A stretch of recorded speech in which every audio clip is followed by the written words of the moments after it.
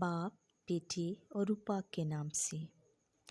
खुदावंद के ज़िंदा और जलाली कलाम में से आज हम पढ़ेंगे तकवीन बाब 23। सारा की वफ़ात। और सारा की उम्र 127 बरस की हुई। और सारा ने मुल्क कनान में करियत अरबा में जो आजकल हिब्रून है रहलत पाई। और इब्राहिम सारा के लिए मातम और नोहा करने अंदर गया। और इब्राहिम अपनी मरहुमा बीवी के पास से उठकर बनी हित से बातें करने लगा और कहा कि मैं तुम्हारे पास परदेसी और गरीबुल वतन रहा करता हूँ। तुम अपने यहाँ कब्र के लिए कोई मलकियत मुझे दो ताकि मैं अपनी मरहुमा को आँख के सामने से हटाकर गाड़ूं।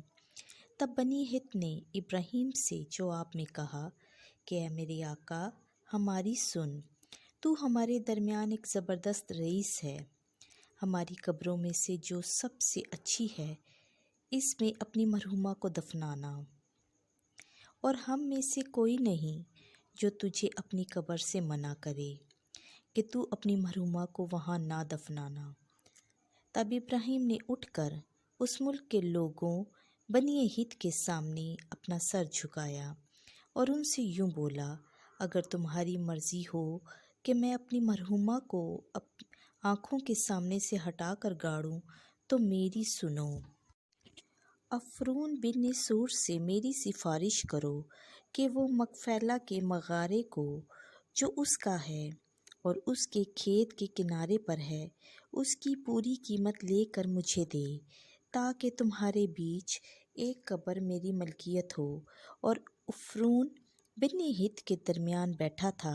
तब अफरून हत्ती ने बनी हित के सामने उन सब लोगों के रूबरू जो उस शहर के दरवाजे से दाखिल होते थे इब्राहिम के जवाब में कहा, नहीं मेरे आका, सुन, मैं ये खेत तुझे देता हूँ और वो मगारा भी जो उसमें है अपनी कौम के फर्जंदों की मौजूदगी में तुझे देता हूँ। तू अपनी मरहुमा को दफनाना।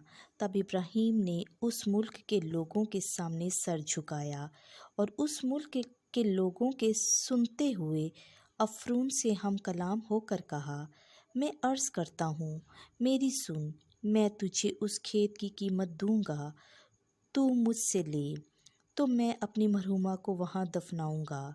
अफरून ने इब्राहिम के जवाब में कहा, ऐ मेरे आका, मेरी सुन, ये ज़मीन चांदी के 400 मस्काल की है। ये तेरे और मेरे दरमियान क्या है? बस तू अपनी मरहुमा को इसमें दफनाना। जब इब्राहिम ने ये सुना तो उसने इतनी चांदी अफरून के लिए तोल दी जितनी उसने बनी हित के सामने कही थी, यानी 400 मस्काल चांदी जो सौदागरों में राइज थी।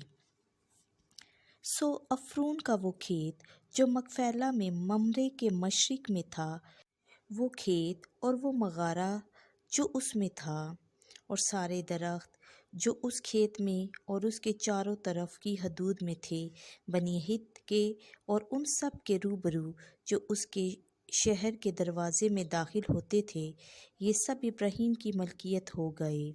बाद इसके इब्राहिम ने अपनी बीवी सारा को मकफेला के खेत के मागरे में जो ममरे के मशरिक में है दफनाया और कनान की ज़मीन जो आजकल हिब्रून है, चुनाचे वो खेत और वो मगारा जो उसमें था बनी हित ने कब्रस्तान के लिए इब्राहिम की मलकियत ठहरा। खुदावंद के ज़िंदा और जलाली कलाम का पढ़ा, सुना और समझा जाना हम सब के लिए बाइस बरकत हो। आमीन।